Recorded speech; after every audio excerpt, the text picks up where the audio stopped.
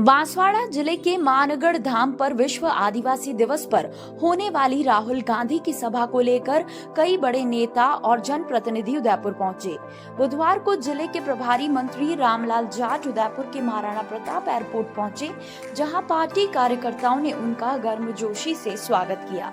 इस मौके पर मीडिया से बात करते हुए मंत्री रामलाल जाट ने विश्व आदिवासी दिवस के मौके पर आदिवासी समाज के लोगों को शुभकामनाएं देते हुए कहा कि इस पवित्र मौके पर राहुल गांधी मानगढ़ धाम आ रहे हैं और मानगढ़ धाम के विकास के लिए कांग्रेस पार्टी ने ही काम किया है। संसदीय सदस्यता बहाल होने के बाद राहुल गांधी की यह पहली सभा है, जिसके माध्यम से देश में कई संदेश दिए जाएंगे।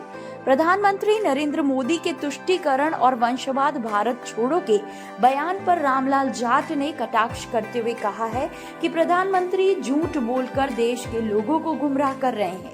देश की जनता को पता है कि तुष्टीकरण की राजनीति कौन सी पार्टी कर रही है।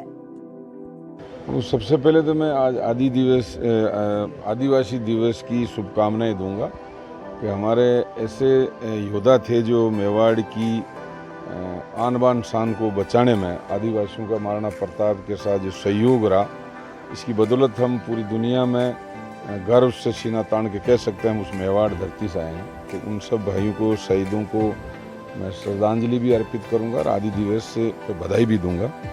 दूसरा, राहुल गांधी जी पधार रहे हैं आज इस मौके पर एक बहुत ही अच्छा मानगढ़ धाम पर। पिछली बार भी जब प्रधानमंत्री जी पधारे थे तब मेरा जाने का सौभाग्य मिला अशोक गहलोत जी के साथ।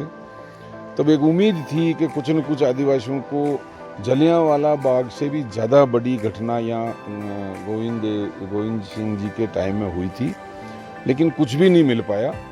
लेकिन मुख्यमंत्री जी की बार बार मांग थी। वहाँ जो स्मारक बनाया वो भी पिछली बार अशोक गहलोत जी मुख्यमंत्री थे तब बनाया था कि आदिवासियों के इस दिवस को याद और इतिहास के पन्नों में जो जुड़ा हुआ उसको उभार कर देश दुनिया की पटल पर लेकर आए।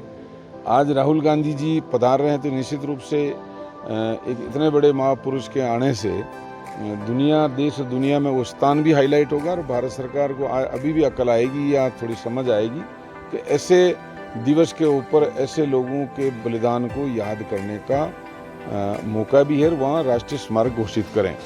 फिर भी आज राहुल जी का हम सब स्वागत कर रहे हैं। उनकी सदस्यता बहाल हुई और इस मौके पर पार्लियामेंट में वो बोलकर भी आ रहे हैं और बड़ी जनसभा को संबोधित करेंगे। हम सभी वेलकम उनका स्वागत कर रहे हैं। देखो, प्रधानमंत्री जी क्या कह रहे हैं, आपकी डिबेट ऐसे ऐसे लेख लिखे हुए आ रहे हैं। आज प्रधानमंत्री केवल भारतीय जनता पार्टी के प्रधानमंत्री बनकर रह गए, देश के प्रधानमंत्री है। ये पद बहुत सुशोभित पद है, इज्जत वाला पद है, इसकी सब हम इज्जत करते हैं। लेकिन जिस तरह की भाषाएं, जिस तरह के चीज़ें वो बोलते हैं, साफ साफ असत्य प्रतीत होता है उनकी बातों से। क्लियरिटी आ रही है कि उन लोगों ने किस तरह सत्ता हथियाने के लिए झूठ जाड़ कर बोल रहे हैं। तो उनकी बातों पे मैं क्या जवाब दूं, वो तो आप देश का मीडिया और जनता जवाब दे रही। लेकिन ये तुष्टीकरण की बात हमेशा ही करता है भारतीय जनता पार्टी के लोग, जबकि कांग्रेस सर्वधर्म, सब जाति, सब सेक्टरों को साथ लेकर चली, तभी तो हिंदुस्तान अखंड भारत हुआ। और आज भी आप देखते हो नॉर्थ ईस्ट जब देश की आज़ादी के बाद मिला तो कांग्रेस की उन नीतियों को मानते हुए मिला। हमारा गोवा, हमारे पांडिचेरी ये आज़ादी के बाद क्यों मिले? किस देश की वसुधैव कुटुंब की भावना थी। सनातन धर्म में जो चीज़ें हैं कि गांव में आज भी एक परिपाटी है, गांव के ठाकुर, गांव के लंबड़दार, गांव के चौधरी, गांव के पटेल, गांव के पंडित जी, गांव के सेठ जी, उसको मानते हैं। जो सब जाति को एक साथ रख पाता है उसी को सेठ कहते हैं, उसी को लंबड़दार कहते हैं, उसी को ठाकुर कहते हैं, उसी को पंडित कहते हैं, उसी को सेठ कहते हैं।